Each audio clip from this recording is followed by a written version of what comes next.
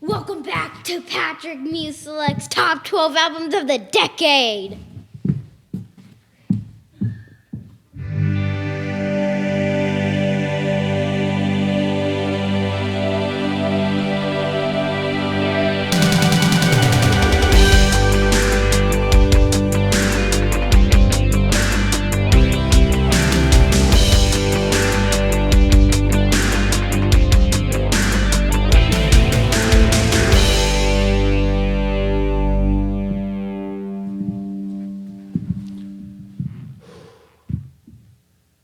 Number 3, Artisten and Marlene by Janov. Artisten and Marlene. Number 3.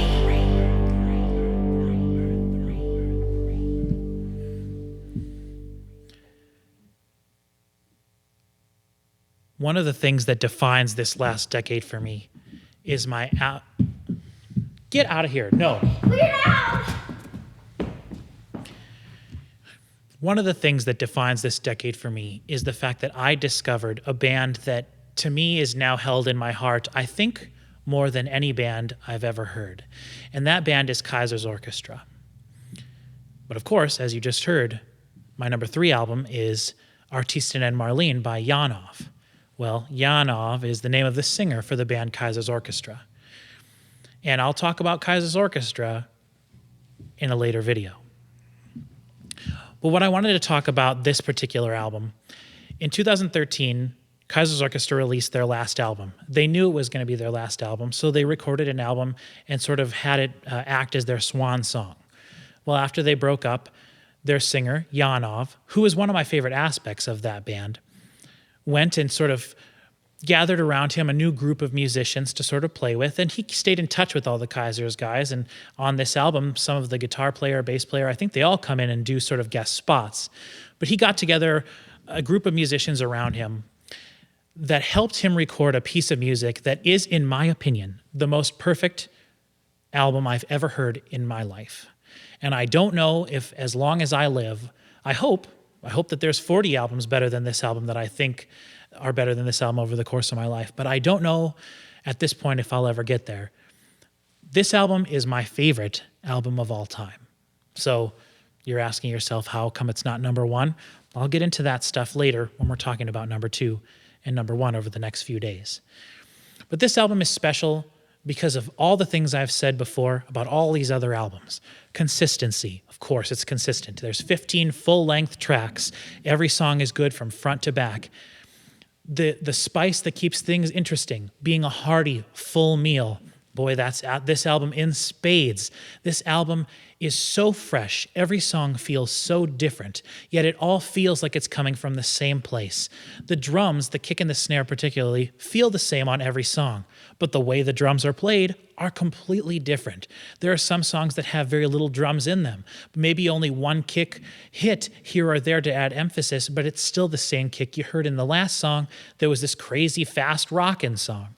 So it feels like the same pieces are being put together, but the puzzle that it's making is this incredibly abstract thing that you don't really understand what it is until you zoom out a little bit and you realize it's been making a singular vision, a singular picture the whole time. The guitar solos are amazing.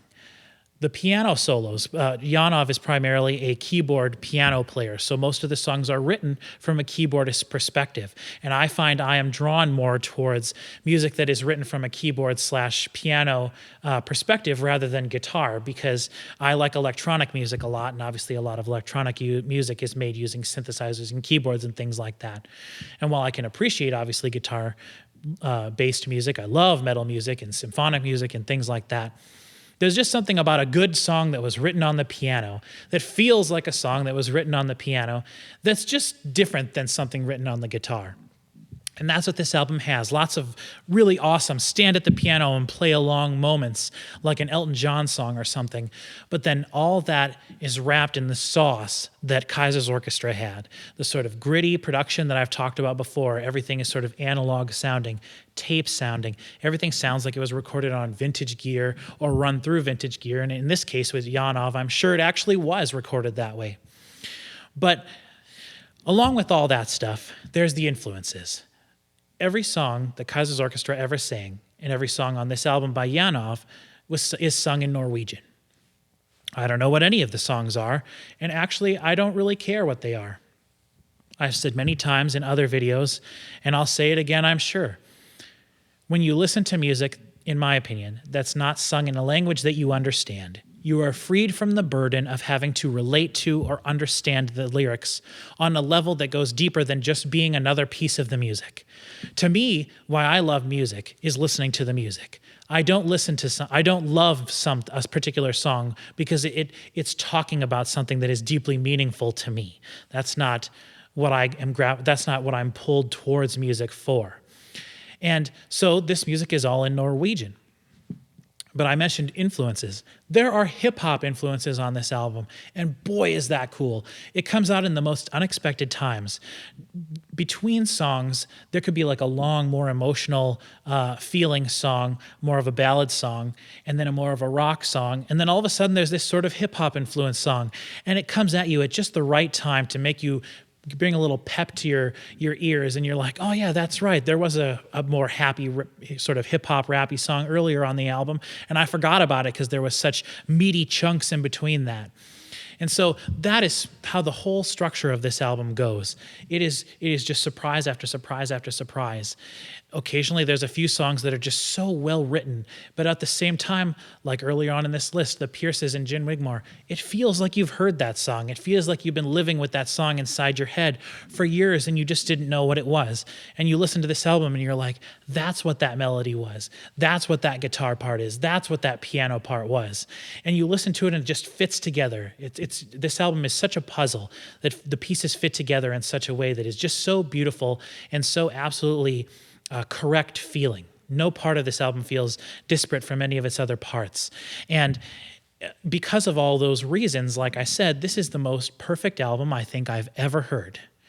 And so knowing all of that, aren't you interested to know what I think might be better albums than this one? Well, we're on number 3.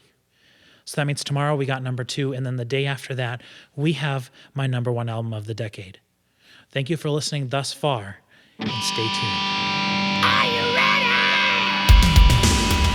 Thank you for watching the video.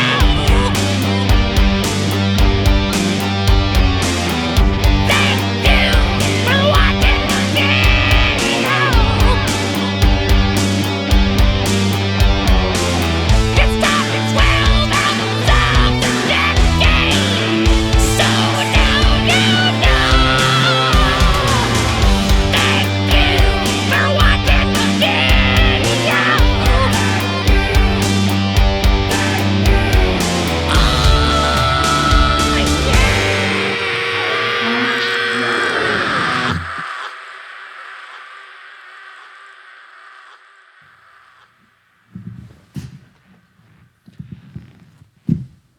Numero 3. This is not a Spanish band. I can't do that. Okay.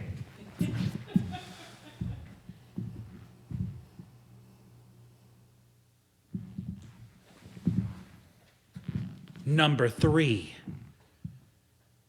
I forgot what it was. I'm so bad.